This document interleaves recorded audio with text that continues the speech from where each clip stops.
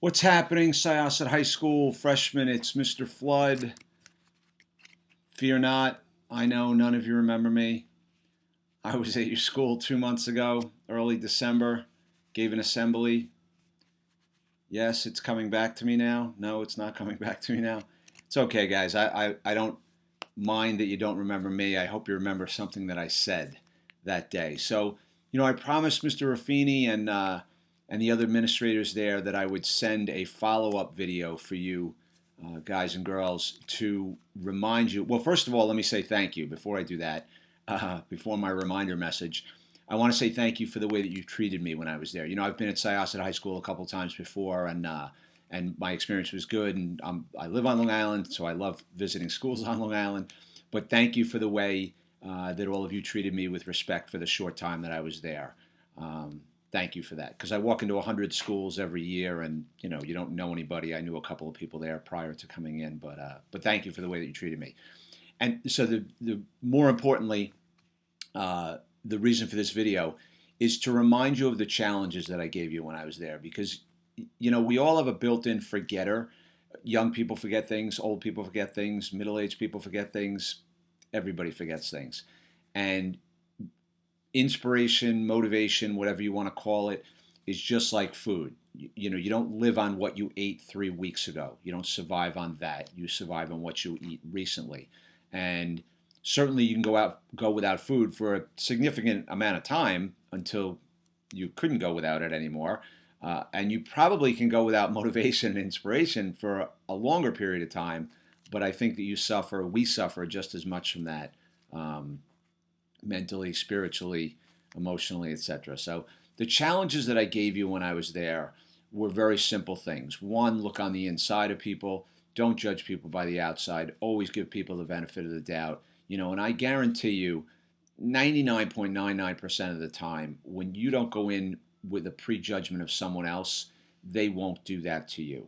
Very rarely will you run into someone who prejudges you. But if you go in with that, if you're sending out good vibes and good energy towards someone and have a good thought for them even before you meet them, that's the way to approach people. That's the way to approach relationships. So always look on the inside. Second challenge that I gave you was to thank, show respect for, and connect with two adults in the building. I can't stress this enough, guys and girls. It's so important to have two trusted adults that you can go to in the building. Very fast moving society now with social media. You guys get hit, and bombarded and blitzed with a lot of different things and messages.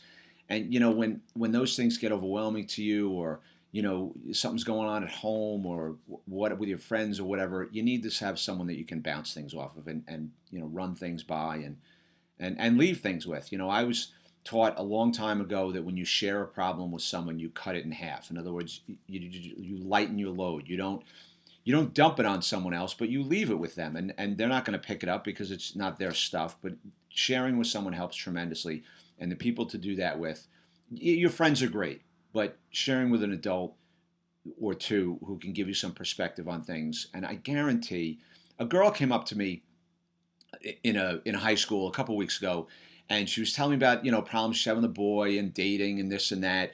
One of her friends is dating a guy that she likes, and she doesn't like this whole thing. And I said, do you have a couple of the female teachers that you can go talk to? Yeah, Mr. Flood, I'm not, I haven't met any that I'm comfortable with yet. And I said, well, share your story with them, and I guarantee that at least two of them, if not all of them, have gone through the same thing when they were in high school. So if you can't find someone that has a similar situation to you, you just haven't talked to enough people yet. That's the bottom line. So connect with two adults in the building. So important. Male teacher, female teacher, a counselor, an administrator, a secretary in the office, nurse, whoever you feel comfortable with. It's so important. And the third challenge I gave you, the one that was most important to me, was no one eats alone.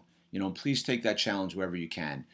Certainly in the cafeteria, but in the hallway, on the bus, at recess, in phys ed, in the classroom. Look for people who are solitary. And certainly some people are introverted, and I get it. But look for people who are alone and reach out to them. And because they're alone doesn't mean they're lonely, but there's no reason why you can't reach out to people.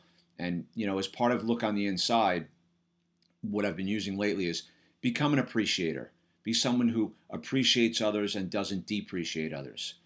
To appreciate something means you add value to it, right? To depreciate means you take value away. And be an includer and not an excluder.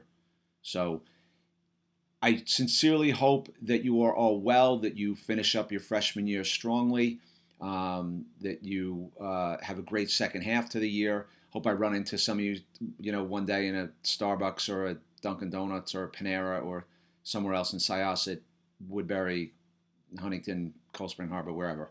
But again, guys, I really enjoyed my time at Syosset High School. Have a great end to the year and be well. Have a great day.